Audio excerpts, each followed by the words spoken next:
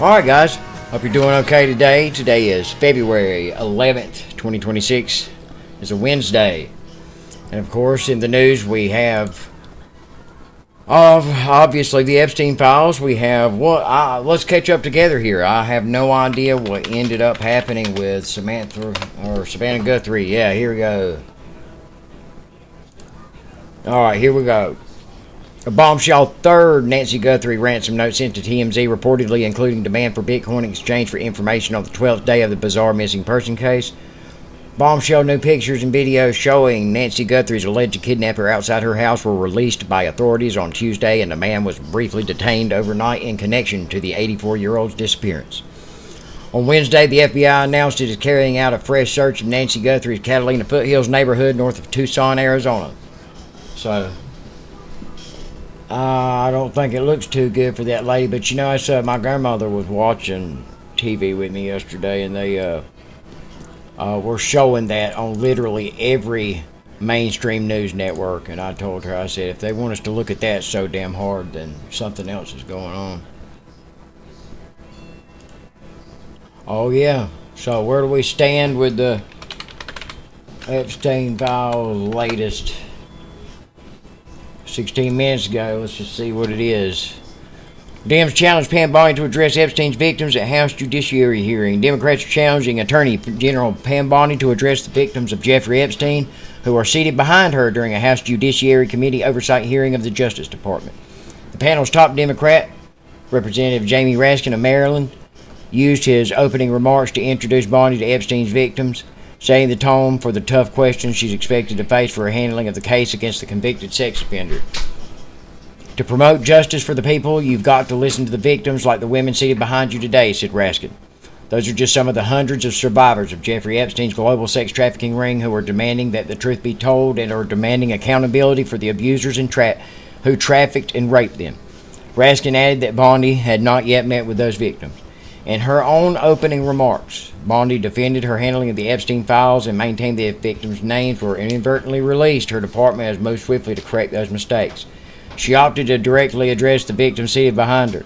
I'm a career prosecutor, and despite what the ranking member said, I have spent my entire career fighting for victims, and I will continue to do so, Bondi said. I'm deeply sorry for what any victim has been through, especially as a result of that monster. She added that the FBI was waiting to hear from those with information.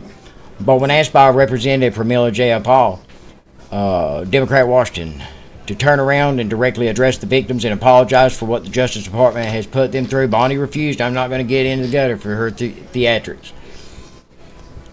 Jayapal also asked the Epstein victims seated in the hearing room to stand and raise their hands if they have not been able to meet with the Justice Department to share their stories. Everyone did. Well, that seems pretty freaking important, doesn't it? Bondi has faced criticism for months for reneging on her commitment to bring transparency in the Epstein case, starting with when she told Fox News last year that Epstein-related materials were on her desk right now to review, but then in July announced no such files would be released, and that they were just a myth. Since Congress passed legislation compelling the Justice Department to release the Epstein files in the near entirety, the administration has blown past statutory deadlines to do so. A bipartisan group of lawmakers has complained in recent days that some redactions were overly broad, while other materials appeared to jeopardize the privacy of Epstein's victim.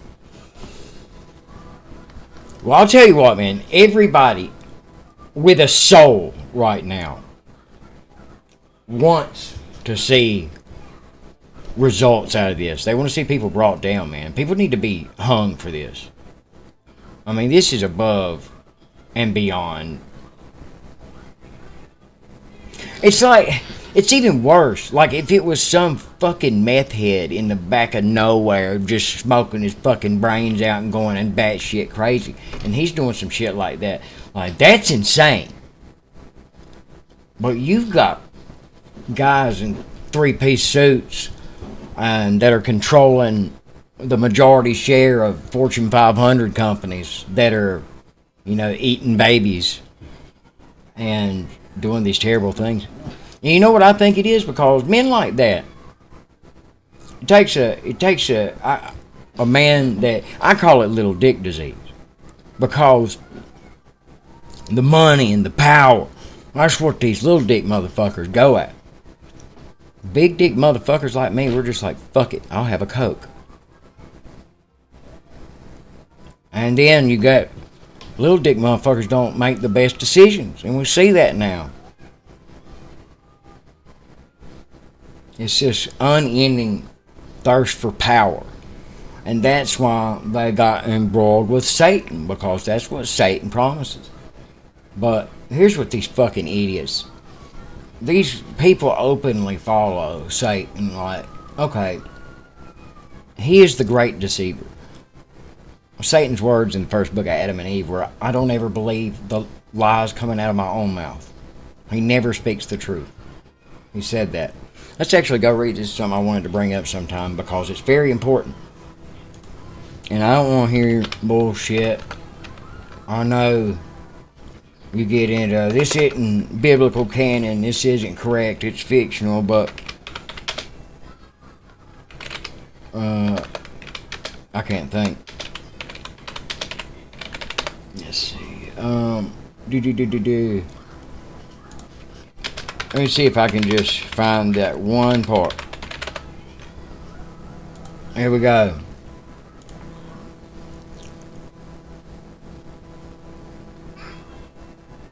Come on. Let's see. I can find Satan's confession.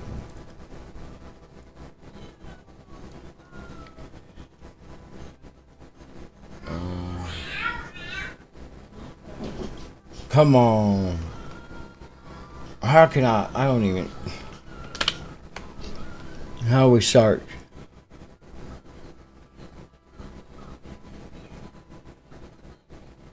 Oh my god, I haven't even used a computer like that in so long I can't. Oh, damn it. There you go.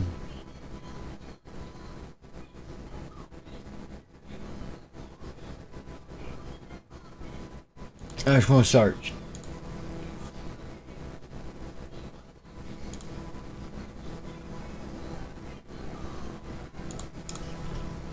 Let's say, wait a second. I don't think there's anybody in here anyway, so not like I'm wasting anybody's time. Alright, so was it Control F? Yeah, boy.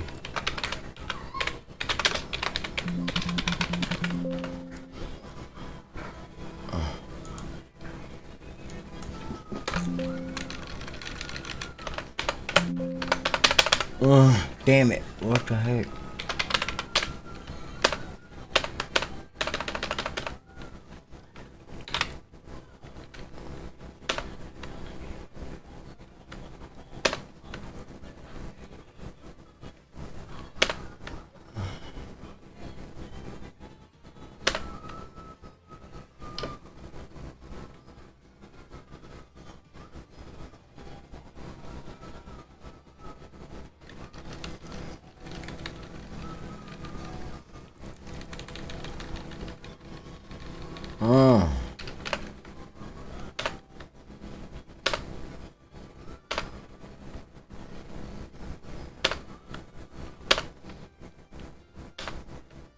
No, it was before. Come on. Okay.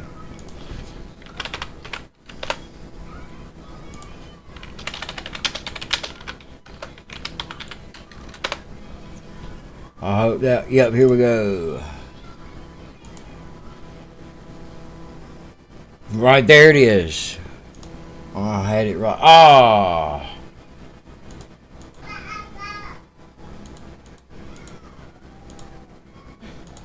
Oh, damn it. Satan's confession.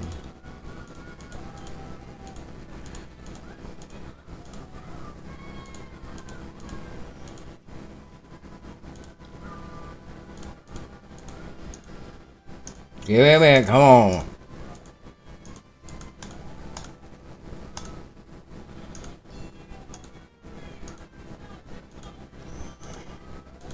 Well, damn.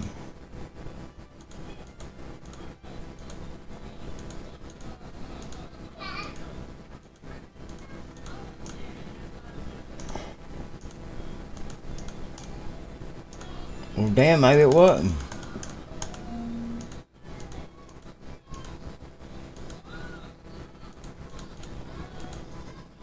Oh, what? Come on, man.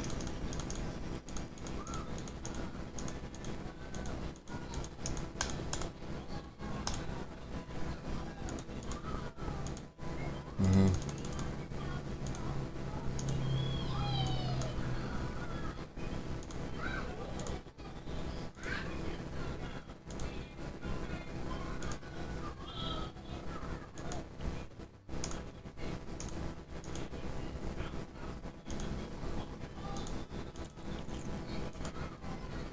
Uh, Burn the cave. Now, look. Was it? Okay, no.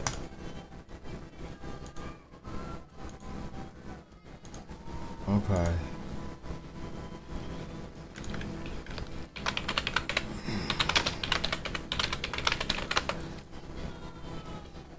Uh, Jeez Louise. And now.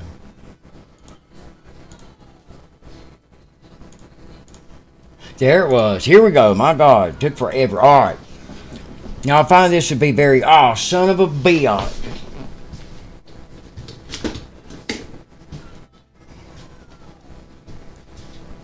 Shit.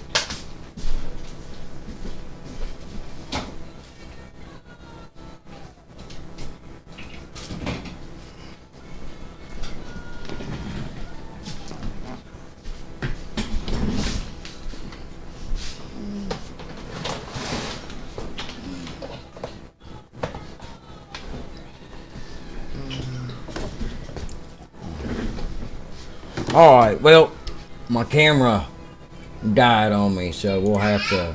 That's alright. Look, I want to go over this right here because, man, when you listen to this and then see the things that are going on in the world today, you look at the decline in the birth rate and the reasons for that. When Adam stepped out and saw Satan's twisted, hideous form, he was afraid and said, "Who are you?" Satan answered, "It is I, the one who hid in the serpent and spoke to Eve, deceiving her until she obeyed my voice. I sent her to you with clever words until both of you ate from the tree and broke God's command." Then Adam said, "Can you make a garden like the one God gave me? Can you clothe me in the bright nature I once had?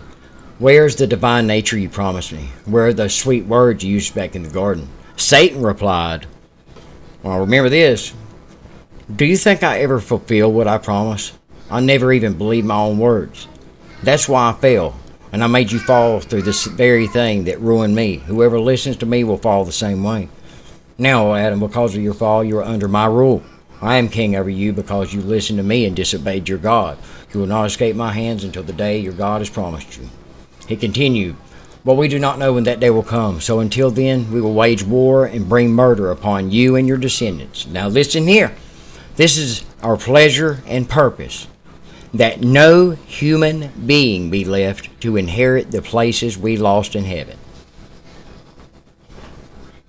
Our dwelling is in burning fire, and we will not stop our evil for even a day or an hour.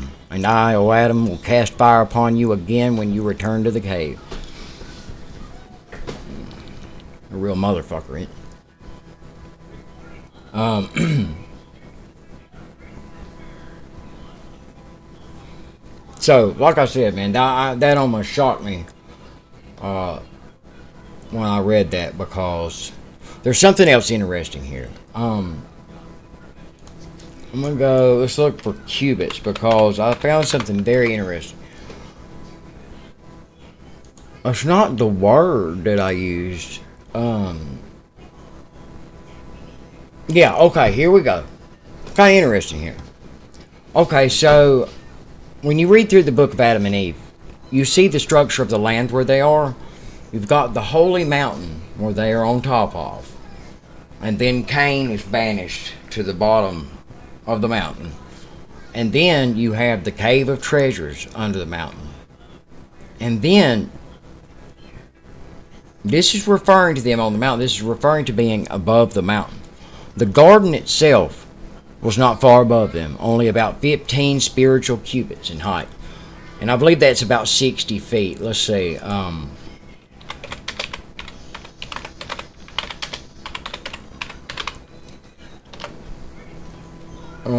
No, I was way off. 22 feet. Okay, so looky there. 15 cubits above them. So it actually says that the garden was 15 cubits above the mountain. And there are also references made to the entrances to the garden and how they were a flaming sword.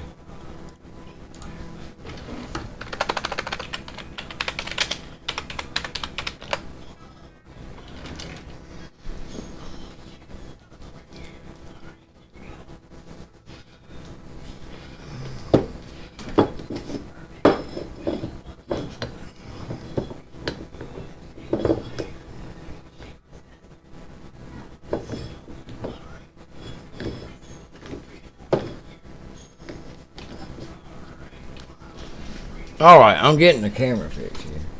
There's nobody in here. I never know. I'll never know. But, anyway, touched on the news there. Wanted to talk about that. I definitely want to talk some about the Book of Enoch. There's not a lot of people that are familiar with it, so we were going to start going over that soon. And, guys, I think we're going to get into some gaming for a while tonight. All we figured out that cannibalistic, Satan-worshipping pedophiles run the world. I mean, there's basically nothing to do until God comes back because we're in a pretty bad place. So what'll it be?